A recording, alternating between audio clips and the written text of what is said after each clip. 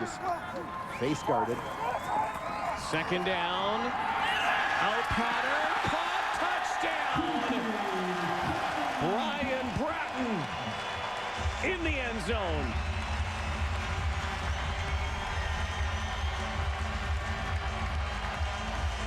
Well, the Owls went after Lenny Walls one play earlier. We're just off the mark. But they wouldn't miss that opportunity again, this time going to Brian Bratton. A flattened out corner route just in front of the goal line. He gets a step on Lenny Walls. Tiptoes over the goal line for the game's first touchdown. So that big return by Larry Taylor sets up that touchdown by Bratton. And with 7 minutes to go in the opening quarter, the Alouettes open up a 10-3 lead.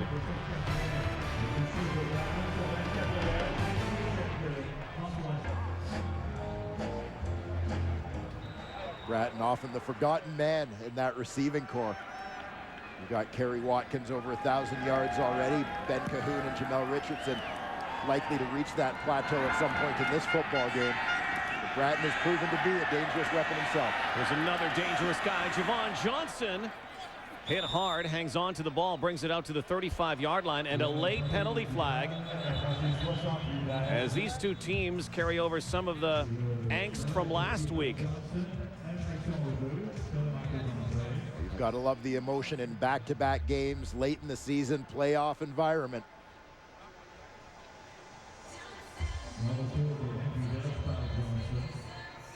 Might have been a late hit here.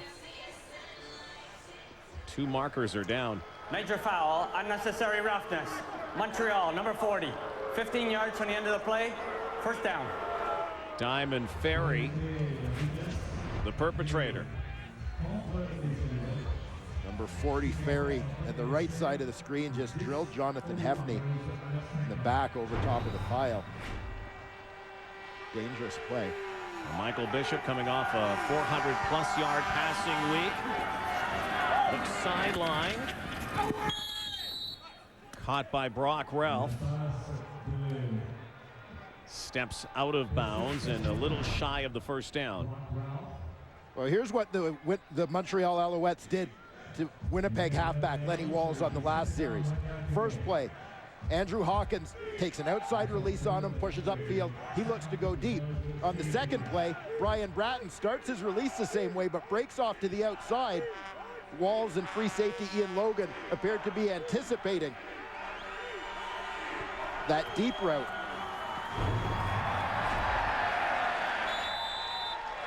Second and short yardage, and the Alouettes with a big stop here, a big stop. Will set up third down, so the Alouettes break the Walls down and get a touchdown. And now their defense comes up big. Decision time for Mike Kelly. This one appears to be about 1.5 yards. It's the punt team coming on the field. Rather than even attempt a very long Alexis Cerna field goal, they're going to try and pin Larry Taylor deep on this one. So Troy Westwood back for his second kick of the game. Larry Taylor near his 15-yard line. Westwood looking to angle one, a bit of a wobbler. To the 12-yard line, and Taylor has nowhere to go but out of bounds. Well-placed kick by Troy Westwood. Nice job by the special teams cover unit. Troy Westwood, 18 seasons with the Winnipeg Blue Bombers. His last season, probably one of his most forgettable ones, is locked in many disputes with then head coach Doug Barry. So happy to be back with Winnipeg to get the call from Mike Kelly, who made the call because he wanted to take some pressure off of his kicker, Alexis Cerna. Yeah, and Mike Kelly actually acknowledged that at this point, Alexis Cerna may actually be a better punter than Troy Westwood, but they were concerned with what doing double duty, how that was impacting on Alexis Cerna's ability to kick field goals after he missed a couple of kicks in his first game doing double duty that he hadn't normally been missing. On the ground, the pitch to Coburn. Knocked out of bounds in a big way by Barron Simpson. Barron Simpson in many ways embodies what the Blue Bombers have gone through this season. Simpson comes back with his big hit, and he's come back into their lineup in a big way. Barron Simpson, as always, playing sideline to sideline physical football. Great presence, makes a big difference in there. The Bombers are happy to have put their little issue, their dispute behind them and just worry about winning games. Barron Simpson's a guy who can help a team do that. And that's kind of what their team's been like, too, in many ways. Put the stuff behind them and move on. Timeout as Anthony Calvillo did not like the setup.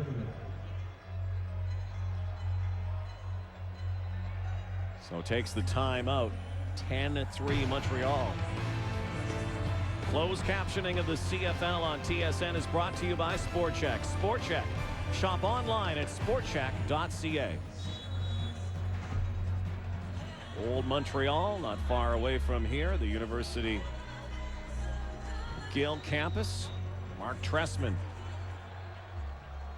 enjoyed 2 very successful years. Not quite a full 2 years. Took his team to the Grey Cup last year. Grey Cup game, and wants to have one more win, get them there again this year. Once again, it's Hawkins. Another first down.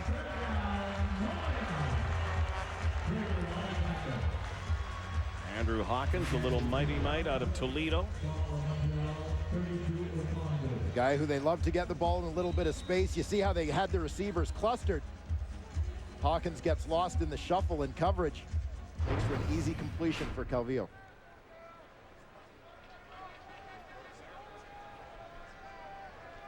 Hawkins out, Brian Bratton in again, and there's a jump there. It's Philip Hunt. Hunt's second offside of the ball game. Last week, Hunt and Odell Willis Offside. feasted on Winnipeg, Adrian number 53. McPherson. A 5-yard penalty remains first down. But a different cadence this week from Anthony Calvillo, and they know they have to get on him in a hurry. Calvillo is a veteran quarterback, a guy who can mix it up a little bit with that cadence, something Winnipeg D coordinator Mark Nelson will probably remind the troops of as they get to the sidelines. Hunt and Willis replacing Fred Perry and Gavin Walls. The 2 young guys combined for 4 sacks of Adrian McPherson last week. 1st and 5, another penalty marker. Calvillo fires. Catch is made and a first down. I really think this is going to be Philip Hunt again, the jump. Once again, Brian Bratton. So that Bomber defensive line a little jumpy.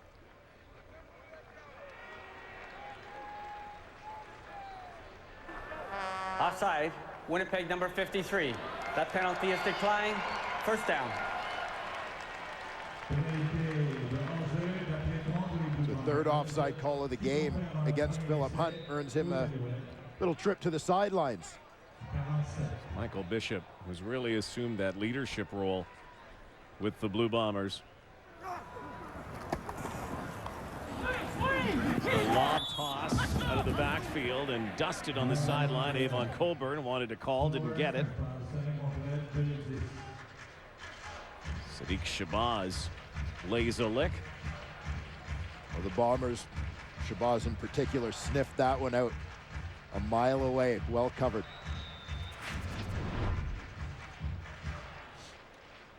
Number 20, Shabazz bearing down on Coburn. Just enough to perhaps cause the Alouette running back to take his eyes off the ball.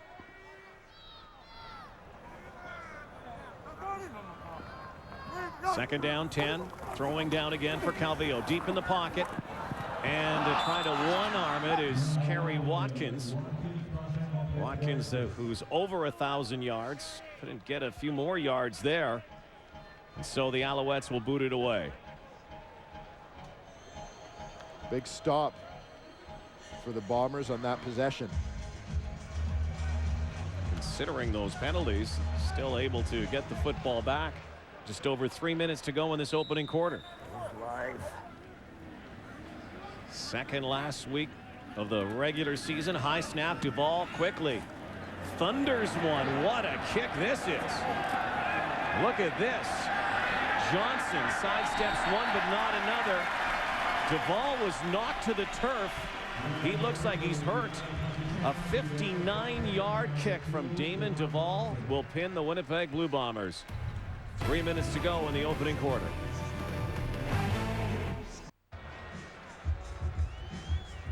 All right, Damon Duvall on the sideline. Looks like he got a little banged up. At first, it looked like he was doing a bit of a Academy Award salesmanship. That's hit by Keo Craver, knocked to the ground. He jammed his wrist a little bit. We'll get an update.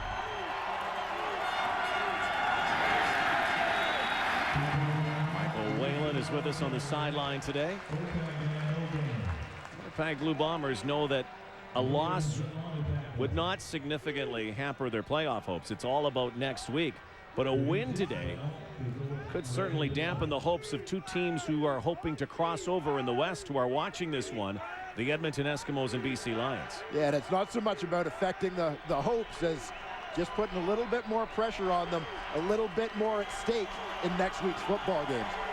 Bishop now on his goal line, in trouble, in the end zone, drops it, and he gets out. What a play by Michael Bishop. They probably still will have to give up 2 points.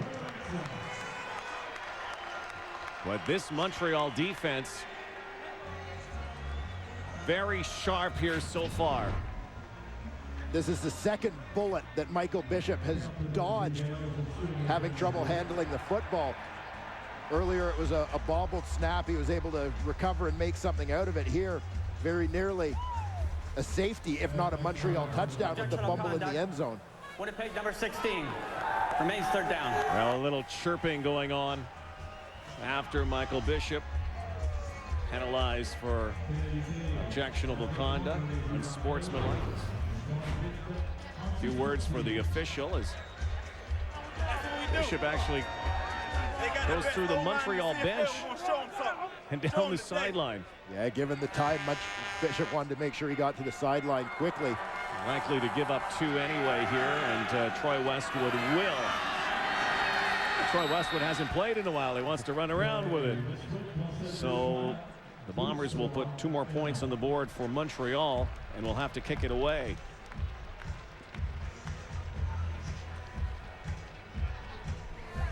Well, Earl Hickey presents the 4-day work week. Catch My Name is Earl Monday to Thursday at 8:30 on the Comedy Network, and then take Friday off. Sounds like our producer. 4-day work week. That's a big work week. A minute 39 left in this opening quarter. Michael Bishop obviously facing a defense a little more determined than they were last week, the Montreal Alouettes. Bishop threw for 411 yards last week. The Owls have something to prove here, and this is a team, Montreal, that really hasn't had a whole lot to play for the last couple of weeks, and subsequently hasn't played very well. There are always questions as to whether a team in a situation like Montreal, with their playoff status long since secured, whether they can maintain the necessary intensity heading down the stretch. It's a question that's been asked with the Alouettes for many years. They've found themselves in this exact situation.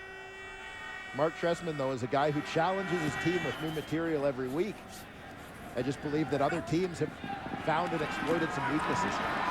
Look out now, Larry Taylor, sideline, and another big return.